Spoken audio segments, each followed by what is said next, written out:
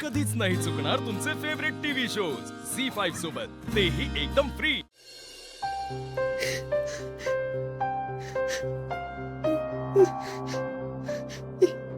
अगं दीपिक, काय करून बसलीस तू? अगं येड्या, आता ती फाईल त्या जीजीकडे कशी घेऊन जाशील तू? दीपा, काय ग? साहेब, तू रडतीयस का? तुला घरची आठवण येते का? अगं मग काय झालंय? अगं तुला मी घेऊन आलो इकडं, माझी जबाबदारी आहे। काय झालंय? अगं तू रडू नको, तू काय झालंय सांग मला। साहेब मला माफ करा। हो पण झालंय काय दीपा? साहेब, दादाच्या सांगण्यावरनं जीजी नावाच्या एका माणसाच्या कामाच्या फाईलीवर मी कलेक्टर म्हणून परवानगीच्या सही केल्या। काय? साहेब एवढंच नाही, तू जीजी आहे ना जीजी, त्यानं मी कामावर यावी म्हणून टँकरमध्ये विष मिसळवलं आणि त्यानं लोक आजारी पडल्यात। आय.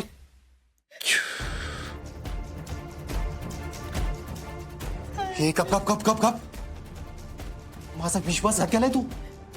साहेब मी त्या पाण्यामुळे एवढी लोक मेलेत। अगं तू काय म्हणली होतीस? तुझ्या वडिलांनी दारूच्या नशेत तुझ्या आईला मारलं, तू काय वेगळं केलंस का? जाणून बुजून लोकांचा खून केलायस तू। साहेब तोंडाला येईल ते बोलू नका। आवाज वाढवणं बंद कर। मी एवढ्या विश्वासाने तुला कलेक्टर ऑफिसला घेऊन गेलो का? तू लोकांच्या अडचणी सोडवशील म्हणून। तू काय केलंस? त्याची जीवावर उठलीस होय? शपथ।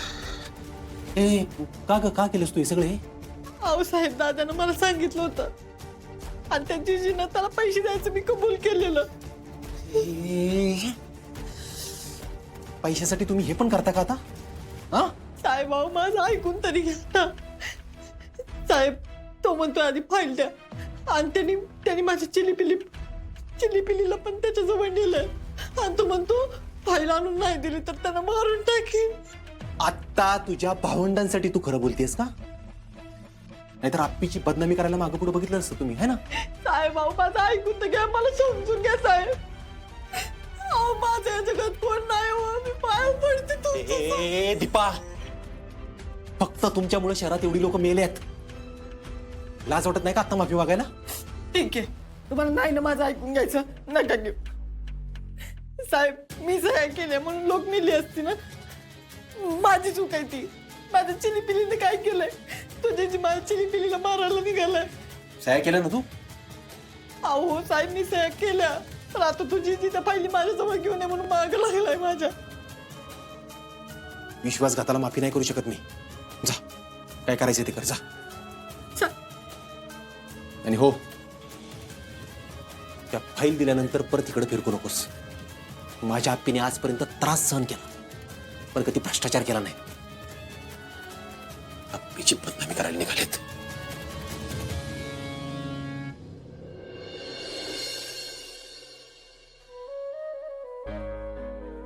बस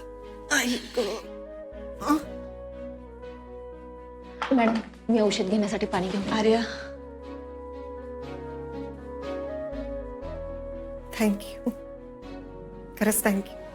हो अपर्णा मॅडम, मी माझं काम केलंय, तुम्ही आता आराम करा। हं? आर्या,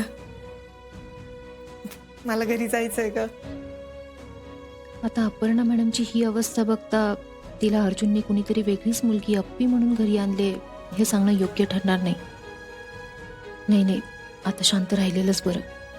आर्या, अगं मी काय म्हणते, मला घरी जायचंय। अमोल, अर्जुन मला भेटायचंय गे त्यांना। अपर्णा मॅडम, तुमची अवस्था आता फारशी चांगली नाहीये आणि आणखीन त्रास तुम्हाला अजून सहन होणार नाही। तुम्ही प्लीज आजची रात्र आराम करा। मी तुम्हाला गोळ्या देते डॉक्टरांनी दिलेल्या। तुम्हाला सकाळपर्यंत तरतरी आली ना की मग जाऊ आपण घरी। नाही आर्या, प्लीज असं नको करू, मला घरी घेऊन चल ना ग। हे बघ, मी खूप दिवस झाले अर्जुनला भेटली नाही, अमोलला भेटली नाही, घरातल्या कोणालाच भेटली नाही। अगं मी किती दिवस लांब होते, घरातले सगळे कशात मला बघायचंय ग। काय करत असतील ते सगळे. अमोलने तर अख्खं घर डोक्यावर घेतलं असेल ना ग माझ्या बाळाला भेटायत. आर्या, असं तर नाहीये ना की त्यांनी हे समजून घेतले की मी जिवंत नाही? नाही नाही अपर्णा मॅडम, अहो अर्जुन तर तुम्हाला दिवस रात्र शोधतोय. पण या अवस्थेत जर मी तुम्हाला घरी नेलं ना तर घरच्या कोणालाच बघवणार नाही हो. आजची रात्र, फक्त आजची रात्र आराम करा ना. आर्या प्लीज ना ग, प्लीज मला समजून घे. मला खरंच त्यांना भेटायचं. अपर्णा मॅडम, हे बघा, काही काळजी करू नका. आता तुमची रिकव्हरी महत्वाची आहे आणि घरी अमोल अर्जुन सगळेच ठीक आहेत. तुम्ही या गोळ्या घ्या आणि आत्ता आराम करा प्लीज.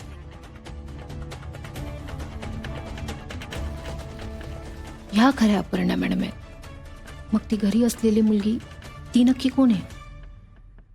हा, म्हणून बापू सांगतो तेच करतो मी. रडायचं नाही तर लढायचं. या अर्जुन पण आला. दिदीचा आवरला का? जेवायला थांबलेत सगळे. हा, तेच विचारायला गेलो होतो मी, आवरले का नाही. पण काय झालंय, तिला एक अचानक कॉल आलाय. म्हणजे मीटिंग काहीतरी सुरू झाली तिची, त्यामुळे तिला उशीर होईल. तर तुम्ही घ्या जेवण करून. पण बाबा, अरे मग थोड्या वेळापूर्वीच घरी आली आहे ना. हा बाळा, पण खूप दिवसांनी गेली ना ऑफिसला ती, तर कामाचा लोड असणारच ना. मग अरे दुपारच्या वेळी कामामुळे पण एकत्र जेवायला नसतो. रात्री तर किमान सगळ्यांनी एकत्र जेवायला पाहिजे ना. हो, आणि तसंही आपण अपर्णाच्या यशाचं सेलिब्रेशन म्हणून गोड केलंय, आणि तीच नसेल तर कसं होईल या ठिकाणी. दिवसभर काम करून असं उपाशी नको झोपायला तिनं. हा, पण तिचं आवरल्यावर ती घेईल ना खाऊन. आपण घेऊ आता. नाही दाजी, आपण थांबू. असं एकट्याला नको सोडून जेवायला. अपर्णा तिच्या कामात चोख आहे हे तिनं पुन्हा एकदा सिद्ध केलं या ठिकाणी. हा दाजी, काय हो, काय झालं? हा अरे, ते दिवसभर तेच कामाचा लोड होता ना, तोच विचार डोक्यात आहे, बाकी नाही. मागच्या काही दिवसात तुमची पण लय पळापळ झाल्या बघा दाजी. ते अरे, खरंय सगळं. आता फक्त आपल्याच्या कामात तिला आपण आधार देऊया, हा, आणि तिची चांगली काळजी घेऊया, बस. दाजी, एक भाऊ म्हणून मी फक्त दिदीची काळजी घेऊ शकतो, आणि माझा शब्द आहे तुम्हाला, मी पुरेपूर तिची काळजी घेईन. आप्या पण आले. आप्या ये. आप्या, काय ग? अगं तू आवरलं पण नाही, काय नाही, जेवायचं होतं ना. अर्जुनशी जरा बोलायचं होतं. काय बोलायचंय? कामाबद्दल.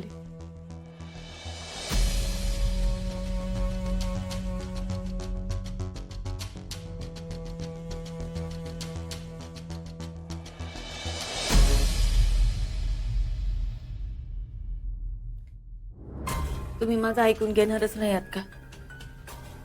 जाऊ दे, मीच बोलते.